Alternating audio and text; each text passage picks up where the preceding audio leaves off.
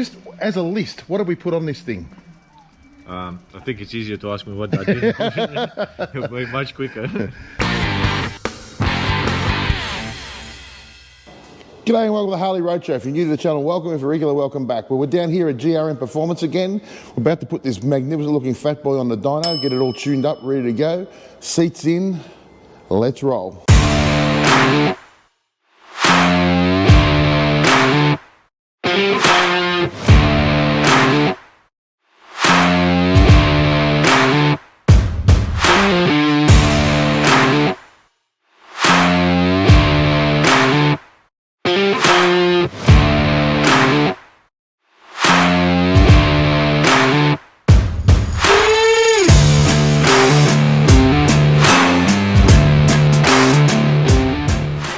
Okay, so we're in the dyno room.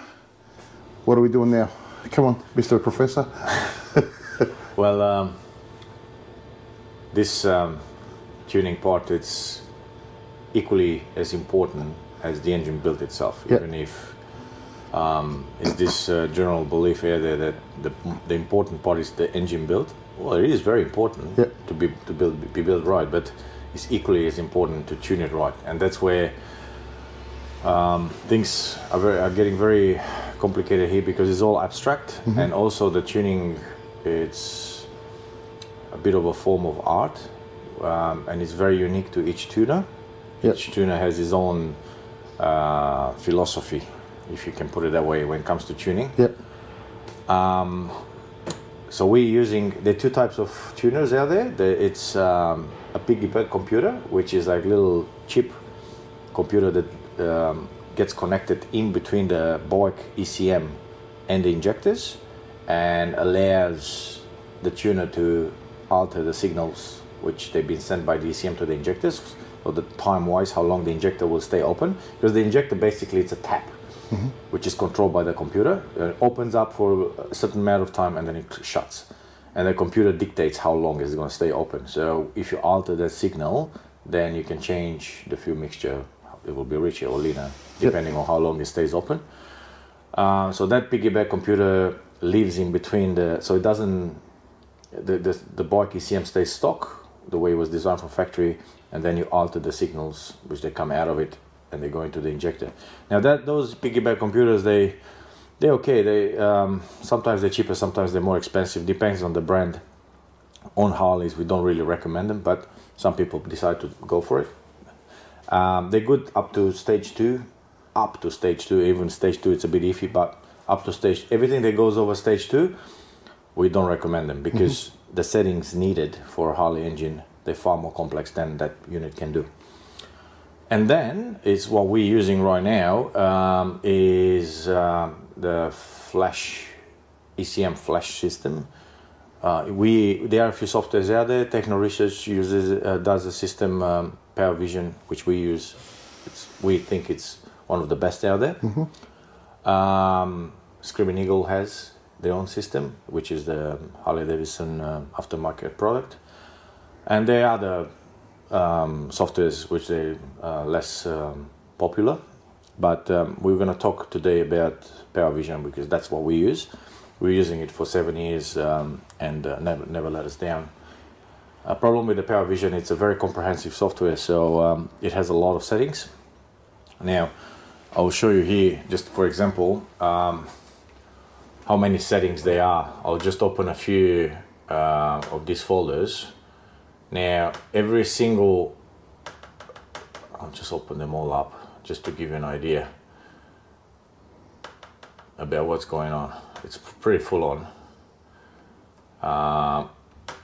Yep, so every single of these files here represents one setting, which is more or less critical for the engine's functionality. Yep. I'm not going to even try to take you through all of them, because it's far too complicated to talk about in 10 minutes. We'll open this, for example. This is the map for the front cylinder for the air fuel mixture. Okay? Yep. Now, all these numbers here, they represent, it's a matrix with columns and rows, as you can see. On the columns, you got the RPMs, and from 250 to 250 RPM. and all the rows, you get the throttle position opening in degrees, in percents. So if it's 2%, that means you crack the throttle 2%. So when the throttle is 2% open, then as you're revving up, the computer goes in each box down, down, down as you rev and reads these numbers. These numbers are a factor of time. So how long the injector stays open. And as you can see, the higher revs it goes, the number goes up. That means the injector will stay open for longer, so it pushes more fuel because the engine revs harder, needs more fuel. Now, how this works, I'm not going to go in details because it's far too much to explain, and it will just confuse everyone which is not in the trade. But I can tell you it's very complicated.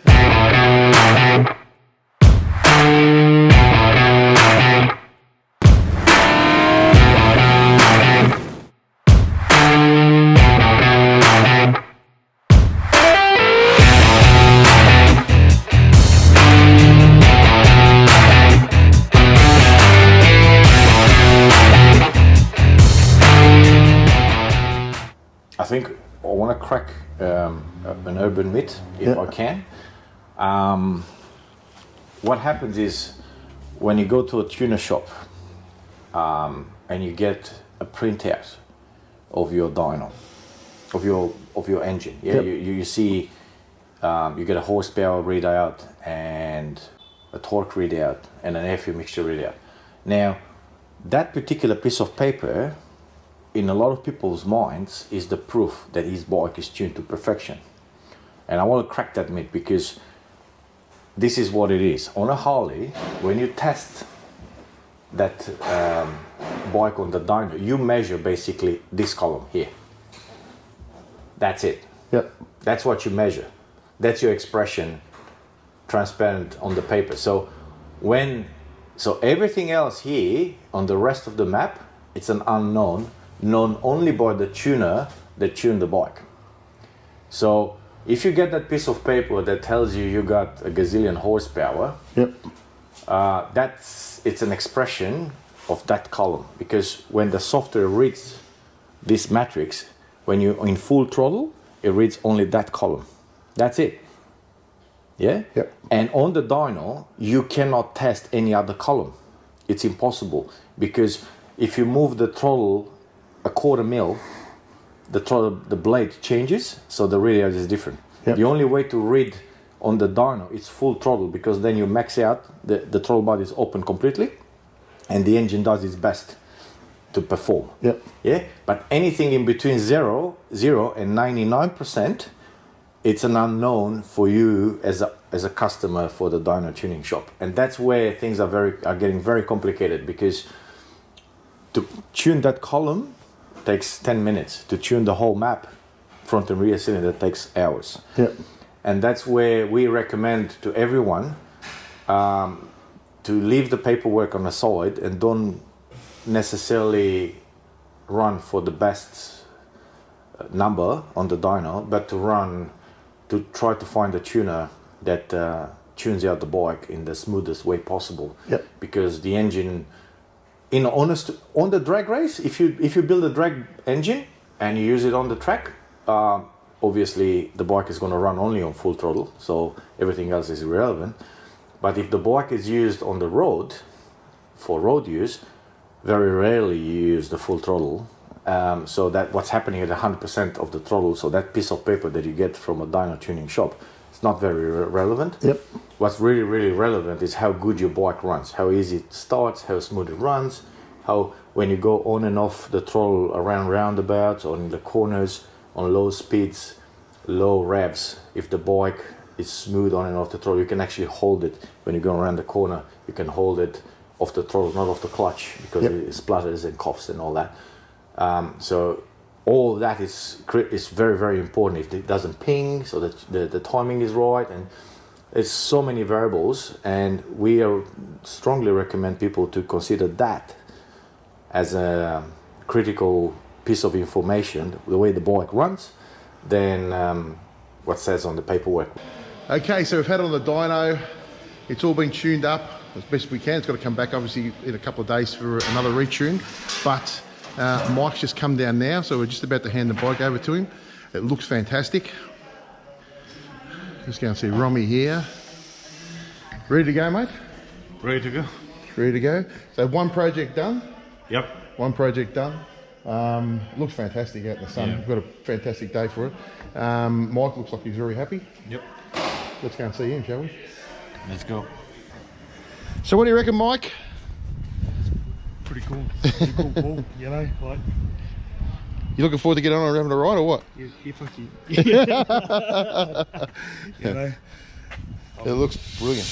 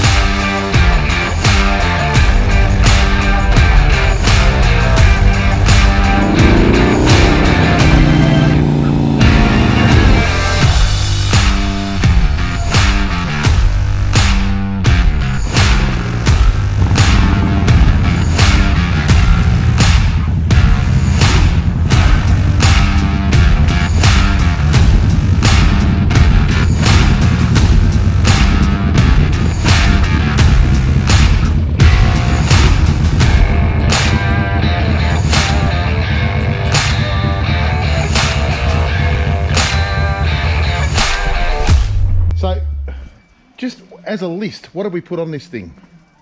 I think it's easier to ask me what I did. It'll be much quicker. Well, we basically used from the motor, what we used was the crankshaft. From the original motor? From the crankshaft, the aluminium cases at the bottom end. Yep.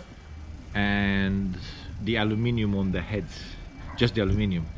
We pulled everything out of the heads, valves, guides, everything. We cleared them out, just aluminium, and then they've been CNC ported. They got bigger valves, all of that, and that's pretty much what we use out of the old motor. Everything else is new. So new exhaust is a 2-in-1 Vance & Hines exhaust, correct? Correct. Yep. The brakes are P&M. Yes, performance machine. Yep. Brakes. The wheels are DNA, correct? The wheels are DNA. Yes. Yep. Obviously the bars are Burley. Burley bars. The oil cooler is ultra cooled. Ultra cool oil cooler, correct. Chain conversion. Chain conversion, yes. Quick shifter. The quick shifter from Dyno-Jet. Yes. Yep. Lock up clutch. Lock up clutch from Screaming Eagle. Yep. We changed the mirrors. Yep. We changed. Mirrors. Yeah. We changed the headlight. Yep. That's a Hog. It's an Australian product. We changed the suspension. Suspension is now Legend Air suspension. Legendary suspension, air ride suspension, correct. The front suspension? I can't remember. The front suspension was upgraded. Upgraded? It's all the internals, they've been changed for performance. Yep. I know we added the S&S air intake. Air intake. It's Screaming Eagle throttle body. Yep. 46 mil. Yep. We also added the a couple of gauges there. There's the oil pressure gauge and oil temperature gauge. New seat. New seat, correct, from Lepera, I think. Yep. New dash, the whole lot. Yep. Obviously new foot pegs, new grips, new everything. Yeah, pretty much, yeah. New dash. New lighting. New lighting. The works. Yep. So there you go, guys. That is the complete build, finally completed. We've just handed over to Mike, who's happy over there, like a dog with two dicks. Pleasure. Oh, that was the other thing we put on, was that other oil filter too, wasn't it? Yeah, we put the high performance oil filter. Yep. So all I can say is it's been a pleasure to be involved with the whole build. I'm just rapt that Mike's been able to see it in its progression, which is for me as a with a YouTube channel. That's been the greatest, one of the greatest things for me, is to be able to show somebody what, they've got a record of what their build looks like. So that's enough from me gabbing on. Great job for everybody involved. Great job from the team. I don't think you could ask for a better outcome. Really, really fantastic. Let's get this show on the road and get this bike happening, I reckon. I just really want to say thanks to Romy, Yep. GRM, Yep. and yourself for the professional work that you guys have done. Yep. And I've got a mate at work that says to me that I've got to say that stuff because usually I don't say stuff like that, you know. Yeah. So I'm putting myself in there to put it out to Romy that he's done a good job. You guys have done a good job. Look, I know he loved doing it, and I honestly love filming it. And to be honest with you, for me, the best thing was seeing your face when you saw it. You know, the first time, and now to see it now, that's what the payoff is for me. I'm pretty sure it is for Romy as well. I know we've had a ball doing it. Yeah, no, we all have, you know. Good. Like I thought I had an idea about a lot of the stuff that he's done, but I had a little bit. Yeah. He's put that much into it. Yeah. I was the same because like I said to you, you know, I had a bit of an idea, but I never had that much of an idea as to like how much is involved. You know, machining parts to make them fit, and you know, re-welding, and I never knew any of that was going to happen. Yeah, I know. I guess it's another crazy. thing I wanted to say is, you know, thanks to Christina as well, because Yep. right at the start she was involved in this. And Yep. She got it rolling pretty much. Yeah. And then, you know, she had to go and have her baby and stuff like that. But Yep. I thought I wanted something from them. And, Yep. and what I got was what I wanted, but You weren't sure what you wanted. yeah, it was out, you know, they advised me on a whole lot of different things, and Yeah. it was the right way to go about it. You know? 100%. And when you look at this now, I mean, it just looks beautiful. Yeah. You know what I mean? It's something you can be proud of riding around on the road. Awesome. Well, that's it for another episode of the Harley Roadshow. I think you'll agree that that motorbike looked fantastic once it was finished. A big thanks to all the guys down here again. If you liked the video, give us a big thumbs up. If you wouldn't mind subscribing, that helps grow the channel. It'd be really appreciated. Stay tuned for the next build, which will be which is going to be a 2010 Harley Davidson Softail Standard. A lot of stuff going to be spent on this bike, and even bigger build than the one we just finished. So, going to be exciting times. Always remember, take the time to make someone smile. Get off that couch, and we'll catch you next time on the Harley Roadshow. Cheers.